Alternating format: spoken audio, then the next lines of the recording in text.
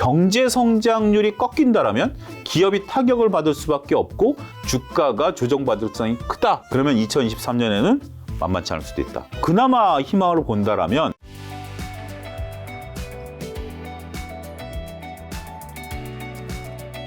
벌써 이제 2022년이 이제 다 가고 있잖아요. 오늘 소장님과 이제 2023년 주식시장 이제 전망과 어떻게 투자하는지 여쭤보기 전에 22년 시장 한번 좀 정리하고 가볼까요? 만만치 않은 시장이었죠. 어느 정도 예상은 좀 했었다라는 얘기를 하면 좀 불편하게 받아들이는 분들도 있긴 하시겠습니다만 제가 작년 이맘때 연합인포맥스에서 2022 빅인사이트라는 책을 공저를 낸 적이 있습니다. 그러면서 2022년을 예상을 했었는데 물론 이제 전쟁도 터지고 뭐 여러 가지 상황들이 맞지도 않았죠. 근데 제가 한 가지 그때 말씀드렸던 것은 그거는 제가 여러분들에게 말씀드릴 수 있는 게 2020년은 고속도로였고 주식시장이 2021년은 국도였고 2022년은 비포장도로가 될 것이다 라고 예측을 제가 했었습니다. 왜 그런 예측을 했었냐면 2020년에 코로나가 터지면서 동학개미 운동이 본격적으로 붙은 게 가을쯤이었어요. 원래 이제 봄에 터지고서 공매도 금지라든지 이런 V자 반등이 나온 다음에 주가 차트를 보면 여름까지는 코로나 이전 수준에 좀 횡보했었습니다. 이제 그때부터 수많은 이제 김 작가님을 비롯으로 한 유튜브들이 이제 활성화되다 보니까 많은 분들이 관심이 들어왔고 주식이 안 빠지네 하면서 이구동성으로 여기서 저기서 이제 주식을 한다는 얘기가 들리니까 그게 이제 조지 소로스가 얘기한 소위 그 재기적 현상. 많은 사람이 모이다 보니까 주가가 올라가게 되고 주식을 하면서 수익이 나다 보니까 너나 할 것 없이 들어오는 게 가을쯤부터였거든요. 그게 이제 정확히 꺾인 게 2021년 1월 달이었죠. 2020년 12월과 2021년 1월 달에 키움증권 기준으로 봤을 때 전 직원들이 점심을 못 먹었었던 그리고 대부분의 증권사에서 여직원들이 점심을 못 먹었던 계좌 개설하느라고. 너무 바빠서. 너무 바빠가지고 이제 그런 시기였었죠. 그때 증권회사 후배들 얘기 들어오면 남직원들까지 동원이 돼가지고 계좌 개설을 하던 그런 시간이었죠. 호황이었네요. 호황이었죠. 그게 이제 고객 예탁금 기준으로 봤을 때 70조 정도까지 올라갔었던 상황이에요. 고객 예탁금이 그렇던 상황이었는데 이게 이제 2021년부터 조금 삐그덕대기 시작했었죠. 많은 이제 안타까운 현상들이 벌어졌고 그런 가운데에서도 2021년에 미국 시장은 굉장히 강했어요. 우리 시장은 2021년 초반부터 꺾였지만 미국 시장은 2021년 가을에 꺾였거든요. 그때까지 유지되다 보니까 많은 분들이 소위 서학개미로 가셨죠. 서학개미로 간 게 우리는 꺾였고 저기는 안 꺾인다라고 확인된 게 가을이었는데 서학개미가 한 3개월 지나고 또 꺾여버렸죠. 그리고 이제 우리 소위 그 사이 메타버스 이런 것들이 올랐고 자 2020년 그래서 제가 이런 상황들을 놓고 본다라면 2020년과 2021년 후유증이 2022년에 나타날 것 같다라는 생각에 제가 비포장이라고 말씀드린 거예요. 우리가 동학개미 운동 소위 주식의 쓴맛을 모르셨던 분들이 들어왔던 게 2020년이고 2021년은 조금 그래도 견딜만 하다라고 했는데 2022년에는 더 견디기 어려웠을 것이다 라고 예상을 했었죠. 근데 여기에 엎친 데 덮친 격으로 두 가지 악재가 터졌죠. 하나는 전쟁이죠. 전쟁이 터짐으로써 드디어 이제 그 공급발 인플레이션이 발생을 한 거죠. 유가가 120달러까지 올라갔고 그다음에 우리 각종 원자재, 농수산물 가격이 올라가다 보니까 공급발 인플레이션이 이제 발생을 하면서 연준이 그렇지 않아도 돈을 줄여가려고 했던 상황에서 과도하게 인플레이션이 되다 보니까 그 CPI가 9라는 숫자까지 그러니까 이게 무슨 의미냐면 2021년 대비 2022년에 물가가 10% 가까이 올라간 거예요. 이거는 미국 역사상 근대 들어서 거의 처음 있는 일일 거예요. 그런 상황이 되다 보니까. 근데 그 이유가 원래 소비 측면에서 일어나느냐, 공급 측면에서 일어나느냐가 중요한데 어찌됐든 공급 측면에서 일어났더라도 숫자가 올라가다 보니까 연준이 이제 굉장히 강하게 금리를 인상시키는 모습을 나타냈죠. 지금 미국 기준금리가 이제 4%대에서 2023년에 점도표에 의하면 5.1까지 예상하는 거 아니겠습니까? 1년 만에 금리가 5%가 올라간 거예요. 근데 5%라는 숫자 뭐 별거 아닐 수도 있지 않아?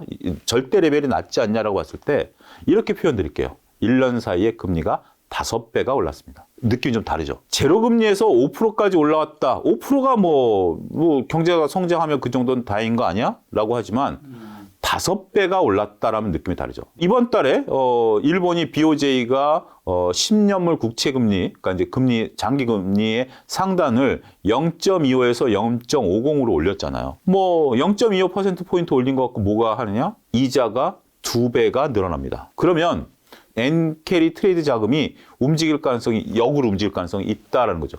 0.25 금리에도 만족하는 일본인들이라면 0.5 금리라면 이자가 2배가 되는데 그거 환호하게 된다라는 거죠. 자, 이런 식으로 우리가 숫자들을 좀 보셔야 된다라는 겁니다. 그런 것들이 일어나다 보니까 그동안 풍부하고 이자가 쌌었던 자금들이 이제 더 이상의 그런 거에 기댈 수 없는 상황이 돼버린 거죠. 그러다 보니까 그 자금들이 이제는 더 이상 레버리지를 일으키기 어렵다라고 보여지는 거고, 또 한 가지는 금리를 올리게 된다라면 기업들의 상황이 녹록지 않다라는 거죠. 특히 이번에 파월 의장의 일성은 저는 그겁니다. 꾸준한 것은 인위적으로라도 경기를 끌어내리겠다라는 거예요. 저는 12월 달에 FOMC에서 많은 분들이 뭐 50bp 그다음에 뭐 앞으로 금리를 상당히 올리겠다라는 부분들로 읽어내신 것도 있지만 저는 눈에 띄는 게 두 가지입니다. 50bp 금리 인상은 어쨌든 예견됐던 상황이고 거기에 설왕설래했던 거는 그냥 월가고 50bp 금리 인상을 했지만 전 두 가지에 더 포커스가 맞춰졌다라고 봐요. 내년도 미국 경제 성장률을 1.2에서 0.5로 낮췄다라는 거. 이거는 무슨 얘기죠? 지금 제로에서 0.5로 올라가는 게 아니라 1.2에서 0.5로 꺾겠다라는 거죠. 지금 오늘 나온 미국의 GDP는 3분기가 3%대예요. 이게 0.5까지 끌어내리겠다라는 거예요. 0.5로 간다라는 게 아니라 끌어내리겠다라는. 그러면 어떻게 되죠? 마이너스가 나와야 된다는 거죠. 그런 상태에서 미국의 실업률 현재 3.7에서 4.6까지 예상한다라는 겁니다. 결국 경기를 잡기 위해서 실업률을 포기한다는 거죠. 요즘 거론되고 있는 필립스 곡선입니다. 물가와 고용 두 마리를 잡을 수 없다라는 이론인데, 물론 그게 워낙 오래된 이론이라서 여러 가지 이제 논쟁거리가 되긴 하지만 일단 그 아이디어를 빌려오게 된다면 물가와 고용 두 마리 토끼를 잡을 수는 없는 상태에서 어디에 선호도를 두고 있냐? 지금 연준은 물가에 선호도를 두고 있다. 그러면 그 사이에 고용을 잠깐 우리가 눈을 감아주겠다. 고용을 눈을 감아주어서 실업률이 늘어난다는 건 뭐죠? 경기가 둔화된다는 거죠. 이런 것들이 지금 2022년 시장이 전반적으로 반영된 거예요. 자, 2020년, 2021년 워낙 좋았던 거에 대한 후유증, 플러스 전쟁, 이것이 촉발한 미국발 급격한 금리 인상, 이자가 5배가 오른 상황, 이런 상황들이 연출이 되다 보니까 2022년이 방향을 잡지 못하고 상당히 어려운 주식시장이 연출이 됐다. 이렇게 정리해 줄 수 있겠습니다. 그럼 2023년에 글로벌 상황에서 예상되는 변화는 좀 어떤 게 있을까요? 섹터별로 좀 하나씩 좀 살펴봐야 되지 않을까 싶습니다. 글로벌 경제 성장률이라는 부분들을 보게 된다면 앞서 미국 같은 경우 0.5를 이제 연준이 내세웠기 때문에 이제 각국의 경제 성장률을 보는 것은 기관마다 조금씩 달라요. 그런 상황이기 때문에 우리가 어떤 한 숫자를 바라보기는 어렵지만 그래도 신뢰 있는 숫자를 봐야 되겠죠. 미국 같은 경우 연준이 0.5를 예상했으니까 그 부분 받아들여야죠. 한국은 얼마죠? 한국은행 발표에 의하면 1.7입니다. 근데 우리가 1.7 그래도 미국보다 낫네? 이게 이제 또 나름대로 월가에서는 한국에 투자해야 된다는 근거로 작용하고 있어요. 상당히 재밌는 지표인데 그 골드만삭스 홍콩 지점에서 내년도 한국이 좋다라는 얘기를 했어요. 그리고 또 한편은 골드만삭스 뉴욕에서 나온 보고서도 한국이 좋다라는 얘기가 나왔어요. 어차피 골드만삭스지만 여러분들 근무해보셔야 알지만 홍콩 지점에 근무하는 친구랑 뉴욕 지점에 근무하는 친구랑 서로 안면이 없을 수도 있어요. 그렇죠. 뭐 안면이 있을 수도 있지만 안면이 없을 수도 있어. 전혀 다른 부서잖아요. 더군다나 이게 뭐 거리상도 그렇고 국가가 다르니까. 국가도 다르고 골드만삭스란 회사에 다니고 있지만 그런데 이런 게 나왔다는 것은 우리한테는 희망이죠. 좀 좋죠. 근데 1.7을 1%대 경제 성장률? 언제 우리가 1%대 경제 성장을 했는지 아십니까? 1960년대 이후 처음입니다. 1960년대 이후에 우리나라는 고도 성장을 했어요. 80년대 아시아의 4마리 용이 됐을 때 우리나라 경제 성장률이 몇 프로인지 아십니까? 10% 정도 됐어요. 그때 당시에 은행에 맡기면 이자가 10에서 15%. 경제 성장률에 따른 거니까. 좋은 시대였었죠. 그때 제가 그 회사 다녔을 때 증권사 월급이 좀 세니까 그때 제가 했던 게 뭐냐면 특판 예금 12%, 15%짜리에다가 10만 원씩 예금 드는 거, 은행마다. 찾아다니면서 그거 했었어요. 장 끝나고 나면. 그래서 5년만 두면 더블이 되니까. 그런 시절이었는데 뭐 이제 그런 시절은 이제 진짜 뭐 라떼가 된 거고 이제 1%대 성장으로 꺾였어요. 이거 굉장히 심각한 거예요. 미국보다 잘하는 거지만 60년대 이후에 1%대 내려온 게 처음입니다. 여러분들 그걸 아셔야 되고요. 일본 같은 경우 성장률 1.3%입니다. 일본이 우리가 저성장 국가다라고 얘기를 하잖아요. 그런데 일본이 1.3이에요. 이거는 일본 은행이 발표한 건 아니고요. 9개의 글로벌 그 IB들이 예측한 게 1.3이에요. 거의 우리랑 비슷한 거예요. 여러분들 일본 아시면 일본 가보시면 여러 가지가 보이지만 제가 처음 일본 갔을 때 깜짝 놀랐던 것들이 중에 하나가 약간만 벗어나면 일본은 그 우리가 이 쉬었다 있잖아요. 이런 식으로 이제 그 가게가 돼 있잖아요. 쉬었다가 내려가는 데가 굉장히 많죠. 우리는 이제 가게면 유리로 돼 있지만 걔는 쉬었다가 내려가는 게 있잖아요. 그게 저성장의 하나의 모습 아니겠습니까? 물가가 오르지 않 10년 전에도 물가가 지금까지 유지가 되고 있다는 거. 일본과 비슷한 이제 성장률 유지한다는 면에 있어서 우리나라가 상대적으로 충격이다. 이렇게 좀 말씀드릴 수가 있겠죠. 일본 같은 경우 지금 이제 BOJ가 그 장기채에 대한 금리 상한선을 열어놨죠. 근데 내년 4월 달에 구로다 총재가 이제 임기가 만료가 되는데 후임으로 거론되시는 분이 일단은 금리 정상화 쪽에 무게 중심을 두고 있다는 것을 알려주고 있거든요. 어떻게 보면 구로다 총재 같은 경우는 아베노믹스의 상징적인 인물이셨잖아요. 일본 같은 경우 경제 성장률이 그동안에 워낙 낮았었기 때문에 아베노믹스가 유지가 됐지만 지금 이제 미국이 금리를 급격히 올리다 보니까 이 금리 격차가 더 벌어지게 된 거죠. 그래서 어쩔 수 없이 이제 아베노믹스에 대한 변화를 가져와야 되는데 본인이 어떻게 보면 조금 퇴로를 열어놓은 것 같아요. 그리고 본인이 금리를 올리게 된다라면 후임자가 와서 할 수 있는 여력이 축소가 되겠죠. 따라서 후임자가 할 수 있는 여력을 좀 열어놓고 간 것 같아요. 네가 아베노믹스를 손을 봐도 되고 금리를 안 올려도 되고 올리려면 올려도 되고 이런 걸 열어놨기 때문에 거기에 따라서 일본 경제 성장률은 조금 좌지우지 될 수 있어요. 그건 염두에 두자고요. 자, 중국으로 가면 중국 경제 성장률은 4.3입니다. 4.3인데 다른 나라보다 높죠. 근데 4.3이라는 게 여러분들 불과 5년 전에 중국의 경제 성장률이 몇 프로였는지 기억나십니까? 8%였어요. 그런데 지금 경제 성장률이 4%라면 반토막 난 겁니다. 우리가 이제 이 숫자라는 개념을 느낌학적으로 보면 8에서 3은 여전히 높지만 5년 사이에 중국의 경제 성장률이 반토막 난 거예요. 그리고 이게 4%라면 자, 중국 같은 경우 8% 정도라면 저는 이렇게 표현을 드릴 수가 있겠어요. 중국이라는 경제 성장률을 고보면 코끼리급은 되거든요. 코끼리가 뛰다가 이제 좀 걷는 거예요. 중국이 4% 경제 성장률이 반토막이 나면 우리한테는 어떻게 되죠? 어려울 수도 있죠. 그렇죠. 중국이 8% 10% 경제 성장할 때 막대한 인프라 투자, 막대한 경제 개발할 때 우리가 열심히 물건 만들어서 팔아가지고 우리나라 중화학이라든지 반도체 이런 것들이 소위 먹고 살았었죠. 근데 이제 그게 꺾이게 된다는 거죠. 자체적으로 중국이 성장하고 있는 거와 별개로 중국의 성장률 자체가 꺾인다라면 우리한테는 별로 좋지 않을 수 있다. 이런 것들을 여러분들이 전반적으로 살펴보게 된다라면 내년도에 제가 좀 이 부분을 좀 세게 말씀드리는 것 중에 하나가 이런 것들은 결국 기업들의 영향에 직격탄이 되거든요. GDP라는 개념을 잠깐 좀 보죠. 자, 여러분들 어려울 수 있으니까 쉽게 설명드릴게요. GDP는 한 나라의 경제 성장률입니다. 근데 경제 성장률은 수출입 다 빼버리고 간단하게 보면 민간, 기업, 정부 이게 세 가지 경제 주체죠. 네. 코로나가 터졌을 때는 기업과 민간이 작동을 안 하다 보니까 정부가 돈을 푼 거예요. 그렇죠? 우리한테 보조금도 나눠주고 막 여러 가지 해가지고 GDP를 살려놨어요. 이제 GDP가 먹고 살만 하니까 정부가 자기의 역할을 축소하는 거죠. 양적 축소를 하고 금리를 올리고 하는 거죠. 그런 상태에서 가장 피해를 볼 수 있는 게 어디냐? 민간이겠느냐, 기업이겠느냐라고 보면 민간 같은 경우는 원래 GDP에 차지하는 비중이 그렇게 크지가 않아요. 보통 이제 민간이라는 게 뭐 월급 받았고 생활하는 정도이기 때문에 내가 갑자기 불황이라고 해서 확 쪼그라들었다가 호황이라도 확 늘어났다? 이 비중은 그렇게 높지 않아요. 결국 중요한 건 기업이죠.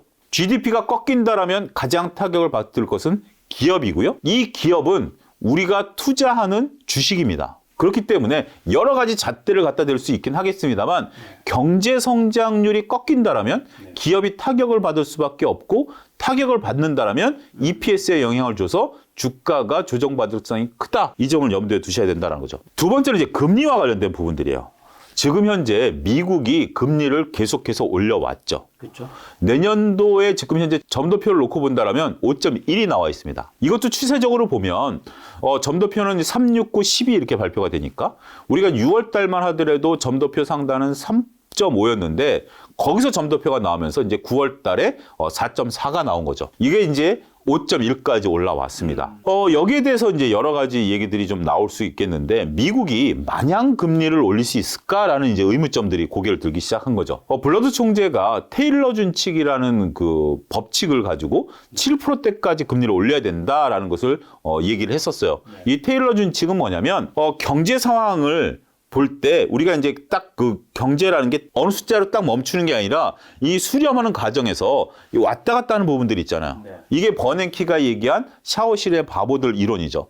우리가 샤워실에 들어가서 수도꼭지가 이렇게 돌리는 수도꼭지 같은 경우 내 몸에 맞는 적정 온도를 찾으려면 처음에는 뜨거운 물 틀었다가 뜨거워 그리고 차가운 물 틀었다가 이게 맞춰지는 거죠. 그래서 이제 버냉키가 이게 금리를 가지고 경제 성장률을 맞추는 걸 이제 그렇게 우화적으로 표현한 거거든요.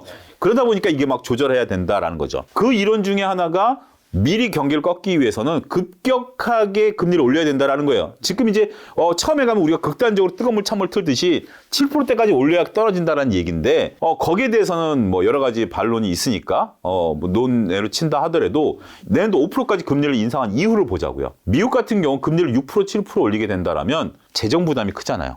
재정 적자가 크기 때문에 많은 월가에서 보면 5%대 이상 올라가기는 쉽지 않을 것이다. 그건 중론이에요. 금리를 언제 이제 소위 말 피봇이 오느냐에 대한 것들은 뭐 여러 가지 논쟁거리가 되지만 합의된 일치는 5%대 이상 금리를 올린다라는 것은 미국 경제에 있어서는 어렵다라는 거죠. 그 다음에 이제 얘기가 되는 것은 두 가지 단어입니다. 고온금리, 피봇. 고온금리란 게 뭐냐면 개마고온 아시죠? 네. 뭐 개마고온이라는 게 그거죠. 이렇게 쭉 산을 올라가다가 산 위에 평지가 유지가 되다가 떨어지면 여기가 이제 고원이잖아요. 고원이죠. 그런 식으로 지금 이제 금리가 5%대까지 올라가서 이게 유지가 되는 거예요. 네. 그게 이제 고원금리라는 단어를 요즘 씁니다. 이게 어느 기간 정도 되느냐. 그 다음에 고원금리가 끝나면 금리가 인하되는 피봇이 일어나는 거죠. 미국 같은 경우 60년 동안 사례를 보니까 고원금리가 유지되는 기간, 그러니까 이제 금리가 인상이 돼서 금리 인상이 끝나고 고원금리가 유지되는 기간이 평균 11개월이 걸렸습니다. 지금 미국이 상반기에 금리를 인상할 수 있는 여력이 그 75bp 정도 되거든요. 그럼 25bp씩 3번 올린다 그러면 내년 상반기까지 금리를 올리고 더 이상 금리를 올리지 않고 안 올린다라고 선언한 이후에 고온금리가 유지되는 기간이 11개월이라면 2024년은 돼야 피봇이 생긴다라는 거죠. 물론 그 상황에 따라서 여러 가지 상황인 논리가 이제 벌어지긴 하겠습니다만 그걸 일단 염두에 두셔야 돼요. 그러면 2023년에는 만만치 않을 수도 있다. 더군다나 금리를 올린다라는 것이 지금 우리나라도 그 한은 총재께서 지금 금리를 올리는 것에 대해서 좀 주저하고 있잖아요.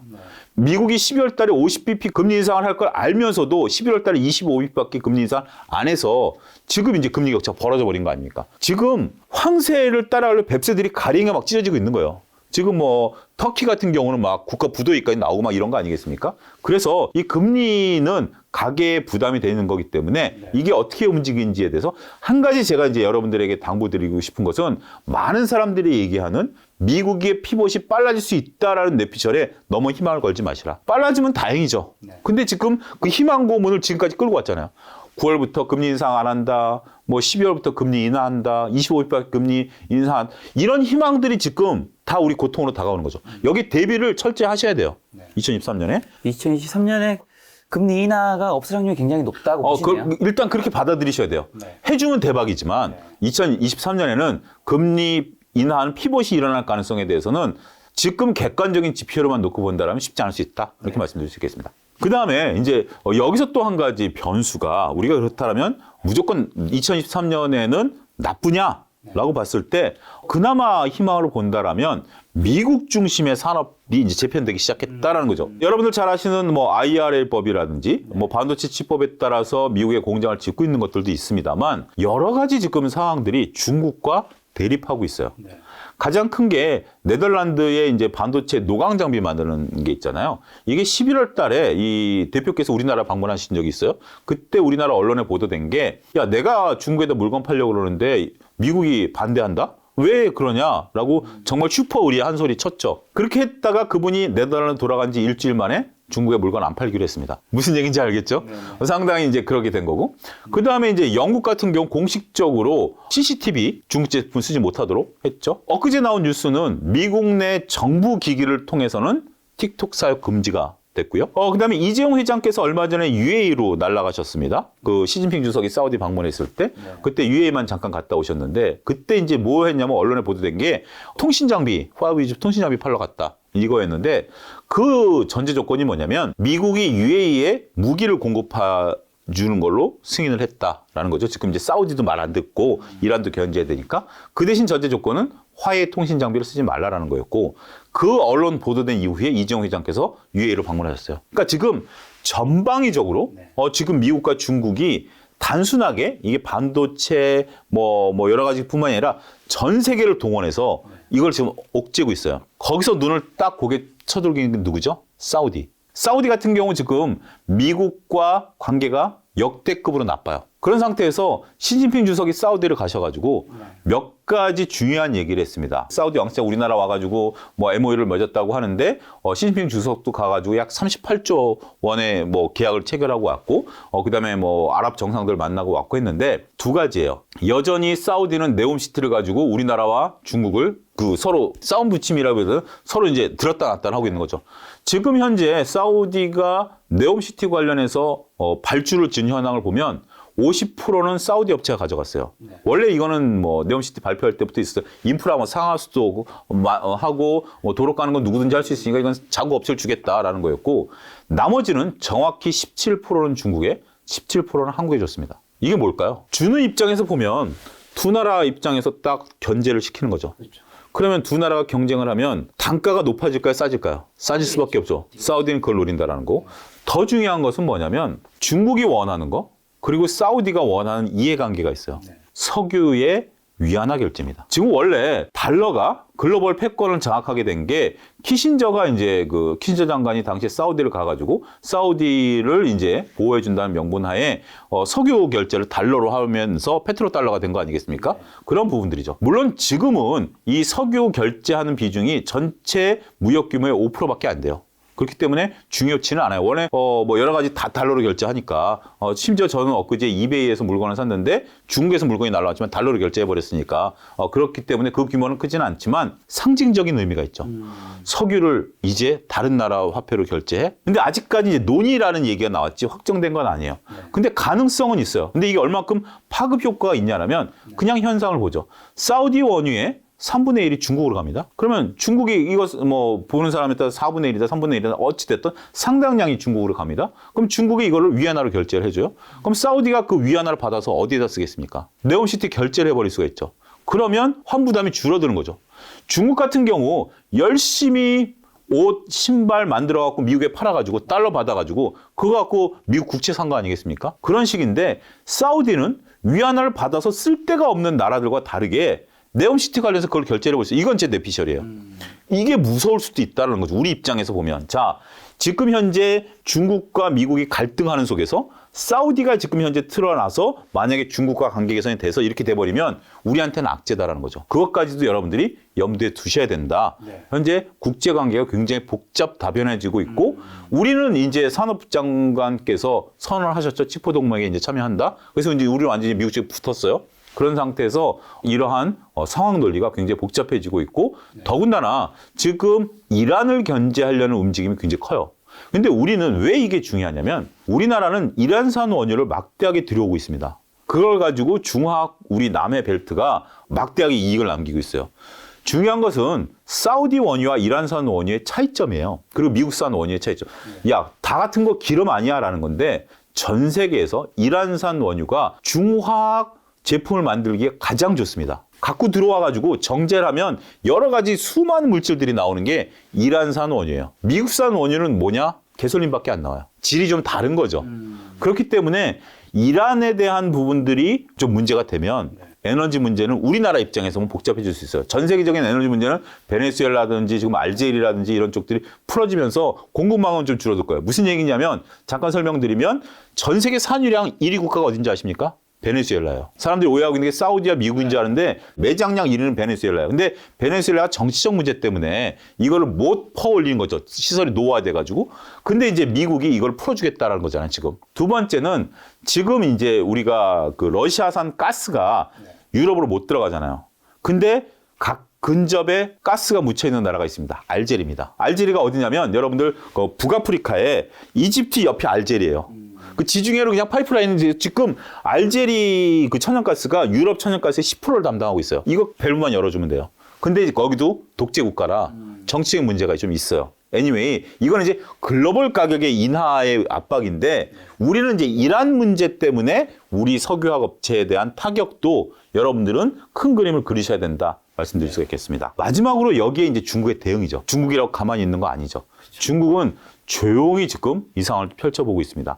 중국의 대응 중에 일단 숫자로 나타나는 걸 보죠. 새 정부가 우리 윤석열 정부가 출범한 게 5월이에요. 그러면서 그 이제 대통령 당선되신 이후부터 유럽 가셔도 중국과 견제해야 된다 얘기가 나왔는데 수출 데이터, 대중국 수출 데이터가 4월까지 흑자였어요. 5월부터 적자로 돌아섰습니다. 갑자기 4월 흑자가 5월 적자로 돌아선 이후에 지금까지 중국 적자가 누적되고 있다는 거. 이게 무엇을 의미할까요? 중국이 셧다운이었다, 뭐가 안 들어갔다. 여러 가지 이유도 있죠. 표면적인 이유. 셧다운이 돼서 공장이 안 들어가니까 우리 삼성전자 물건이 안 들어가고 중학교 안 들어갔죠. 이게 사실이에요. 여기에 숫자가 4월 달에 플러스였다가 왜 5월 달부터 마이너스일까요? 우리가 중국은 한한령을 선포한 적이 단 한 번도 없습니다. 공식적으로. 근데 한한령이라는 게 있었잖아요. 이게 저는 의미하는 바도 있다라고 봐요. 정치적인 부분이고 확인되지 않은 거라서 제가 여기서 말씀드리지는 않겠지만 데이터가 꺾였다라는 것은 뭔가 우리가 고민해 볼 필요가 있다라는 거죠. 그리고 중국도